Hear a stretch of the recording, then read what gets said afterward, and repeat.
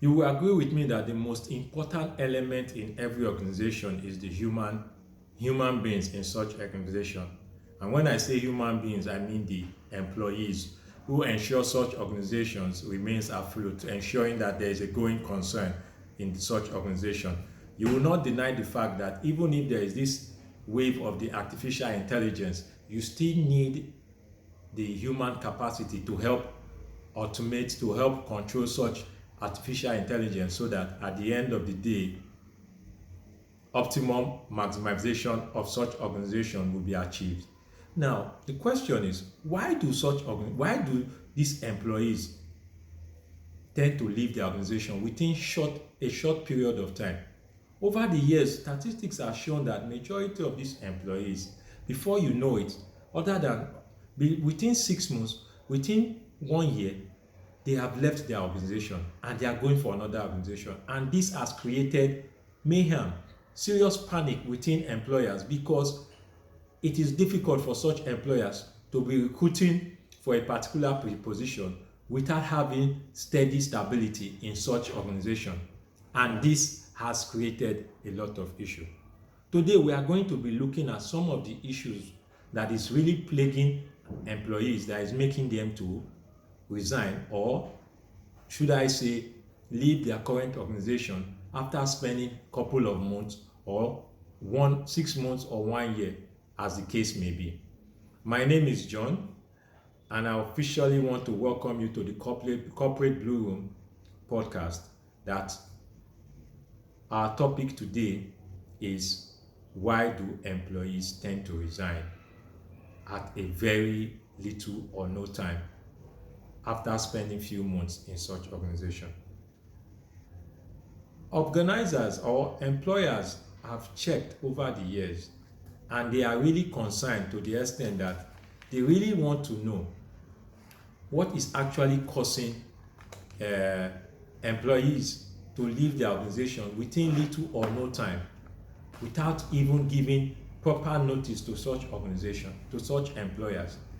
And today I took out time to draft out at least seven reasons why employees are leaving their current organization and going to other organizations. I hope with some of these points that I'm going to mention today, an employer will be able to see it, to understand that, oh, these are actually the reasons why these employees are leaving, and do better, and also ensure that it gives them an insight to retain their employees and have a steady workflow within the corporate organization. One of the 7 reasons that is actually affecting employees that after asking around, that I came up with, that I noticed, is the feeling of not being associated, or the feeling of not being accepted, the feeling of being neglected. And this, I can tell you, happen in majority of our organizations here in Nigeria, where an employee is not properly appreciated. There is no recognition, irrespective of the work done that this employee has done. And this, to a large extent, will make an employee to say, oh, I think I am not being appreciated where I am. And because of this, they tend to start looking for other organizations where they think they will be appreciated and at the same time feel belonged. So my advice to an employer out there, always create an environment where there is recognition. It doesn't have to be salary all the time, but at the same time, when somebody has done a proper job, at least there should be recognition, like best award for the best performing officer, the best outstanding officer.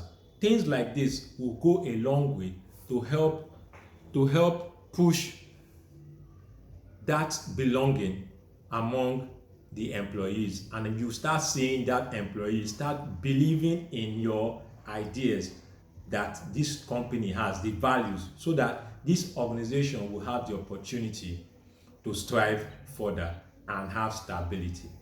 Another reason which we cannot overlook, truly, truth be speaking, is the issue of salary. And I can tell you, most employers tend to forget that salary is one thing that you cannot overlook, in the sense that your employees, they have peers that are also in the same or different organizations within the same job spectrum that they are doing. And the moment they know that their salary, to a large extent, is a bit lower, or when they do the comparison between what they are earning in their current organization compared to what their counterpart is earning in the competitor organization, you start seeing them grumbling. And if the employer does not take notice of this as soon as possible, I can assure you it will create a big vacuum, and before you know it, you start seeing employees tendering their resignation, and they are being poached by other competitors. Number 3, another main reason why employees do leave the organization is what we call the work-life balance. In many organizations, you will see that employees are almost used as slaves. Sorry that I'm using that term, slaves, in the sense that there is no proper work-life balance. An employee leaves his home at 6:30 due to traffic in Lagos, gets to the office by 8, work, does his tasks, closes by 9 or by 7:30 or by 8, as the case may be. Also at the same time, face a traffic again, face that tedious traffic again that will take him till like 10-11 before he gets to his final destination. Do you think such employee will be happy with his job? Most employees, sometimes they are not after the salary, they are after the work-life balance, where they will have time for themselves to an extent, to a reasonable extent. There are some organizations that are out there that are working on a Saturday. I've even seen where most staffs work on a Sunday. Some goes to work on a Sunday after service. So the question you need to ask yourself as an employer, do you think such employee will be happy? Because sometimes there is no amount of money you can give a staff. The staff just wants an opportunity to just feel himself for like some couple of hours. Not work. No. This causes a lot of problem, which majority of employers have not taken cognizance of. And I can tell you, the moment employer starts taking recognition of this, it will go a long way to solve the problem of employees resigning from their current organization without spending longer time with them. Number 4, another issue that I have noticed during my survey, now they just want a different environment. And when I say a different environment, this has to do with a toxic environment. A toxic environment where it has to do with the superiors, it has to do with the top management, where every statement that comes out of your superior's mouth is more like an insult. You are being treated like as if you have no meaning. Such employee would not want to stay in such organization for a longer period of time. Such employee would rather say, oh, sorry, I don't think this is where I want to be. Such employee will say, please, count me out. I don't think this is my destination. No. And before you see it, an employee of such starts looking for other opportunities out there. And I can assure you, the moment he gets it, he will not even think twice to say, oh, I'm leaving. Another issue again that employers tend to overlook, which brings us to point number 5, if I'm not mistaken, is the issue of lack of growth. There is no growth, no proper career path. No proper career path. What do I mean? An employee is employed in your organization. He gets into the system thinking that, oh, there's this career path that I will face, that I will be able to achieve. And before you know it, he is seeing that in such organization, somebody has been in the position for like 5, 6, 7 years. No growth. He's just stuck there. Majority of the people that have been there for 5, 6, 7, 8, 9 years, they are just still in the same position. Do you think such employee will want to be a part of such organization? No. That employee will rather think twice and say, oh, look, I'm not the type that at the end of the day, I want to be in this type of organization where there is no career growth. I don't want to waste these useful years of mine in an organization where at the end of the day, I will not have a full career growth. One thing most employers fail to understand is that employees in question also, they have their 5 years plan. They have their 5 years plan. If you ask an employee, where do you see yourself in the next 3 years? The shocking answer you will get is, he wants to be a head of a department. He wants to be a manager. He wants to be etc., etc. And if there is no career growth in such organization, do you think such employee will want to stay behind and say, let me waste the useful years of my life in this organization? The answer obviously is absolutely no. Another issue that creates a lot of issue that will make an employee to say, look, I don't think this is the right environment. I don't think this is the right organization for me. It has to do, which is number 6, which has to do with wrong or improper handling of the management structure when there is a transition in management that is not properly communicated. You know, in an organization, when there is no proper communication from the top management to the subordinate, say for example, the CEO is leaving the organization to another organization, or he has done his bidding, his number of years, and he wants to retire, and there is no proper communication to the subordinate in such organization, don't you know this will cause serious havoc or serious panic or serious calamity within the organization?